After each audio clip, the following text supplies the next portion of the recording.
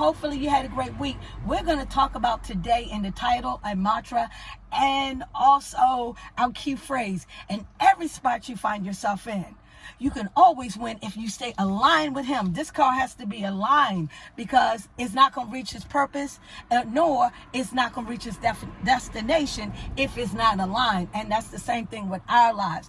God says that we can always win according to 2 Corinthians 2:14 if we stay aligned with him, specifically aligned with our assignment and aligned with his science of his acts. God is dropping science about how to always win through the science of his acts, and particularly his favor, his strategies, and his systems. If we stay aligned with those and not work and rely on our human effort or labor and sweat and strife and toil, we will always win. Joseph led a life of always winning because his life was lined up with his assignment, his purpose, and his destination. And purpose, speaking of meaning and manifestation of reason and results, he always won because in every spot, whether he was in his parents' house, and pit, Potiphar's house, prison, or the palace, he always won. And he used God's strategies of putting away a percentage in the system of understanding that everything in life is a series